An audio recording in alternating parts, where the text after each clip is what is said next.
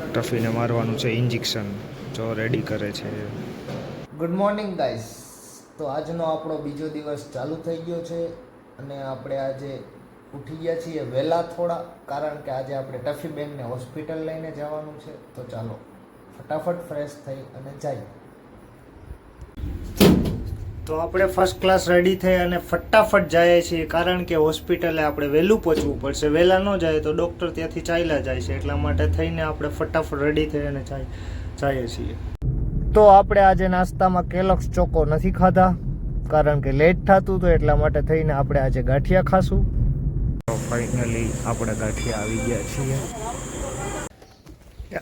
Tuffy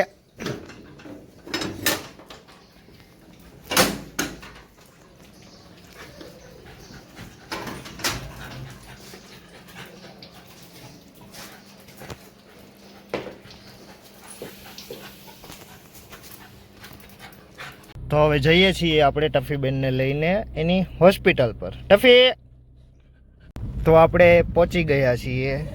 એગ્રીકલ્ચરની અંદર hospital આવેલી છે ટફી બેનની. જુનાગઢમાં જો આવા બધા રોડ આવા મસ્ત બની જાય ને ભાઈ, ઓ ભાઈ કેટલી મજા આવે. અહીંયા ગ્રીનરી એગ્રીકલ્ચરની અંદર તમે લોકો જોઈ શકો છો ગાઈસ.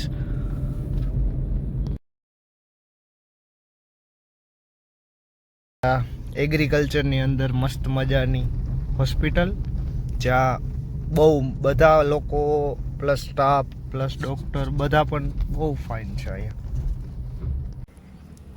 જો અહીંયા બધા લાઈનમાં ઊભા છે. ત્યાં હજી બારી ખુલી નથી, કેસ કાઢવા માટે બારી હોય છે અહીંયા.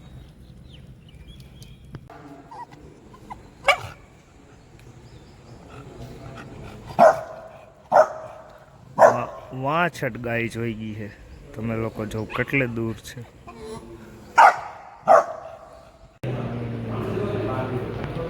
તો આ છે હોસ્પિટલ. ટફીને મારવાનું છે ઇન્જેક્શન, જો રેડી કરે છે. તો આપણે હોસ્પિટલેથી પાછા આવી ગયા છે. હવે જમવામાં બનાવ્યા છે આજે વઘારેલા ભાત. તો આપણે ફ્રેશ થઈને નીકળી ગયા છીએ આપણા નાના ભાઈ સાથે. ખબર નહીં હવે એ મને ક્યાં લઈ જાય છે.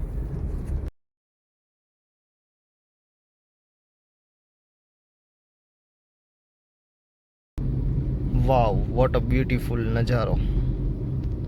જતીનભાઈને આપણે પૂછશું બે શબ્દ.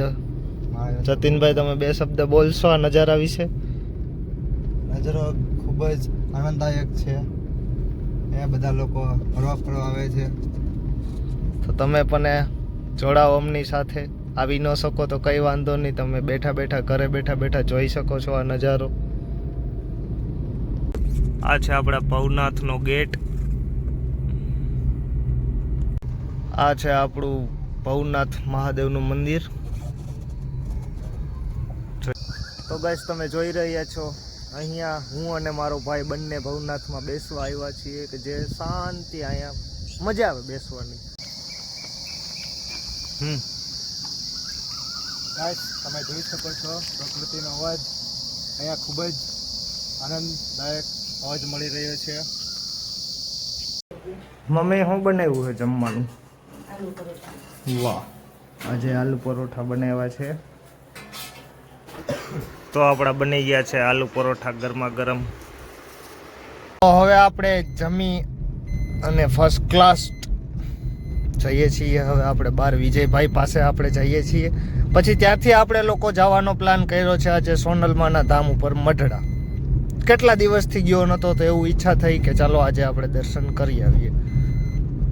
એવા વિજયભાઈ, જે જુનાગઢની બહુ મોટામાં મોટી હસ્તી છે. શું કે ભાઈ? જય માતાજી. તો આપણે પહોંચી ગયા છીએ સોનલધામ મઢડા. વિજયભાઈ આપણા શ્રીફળ વધારી રહ્યા છે.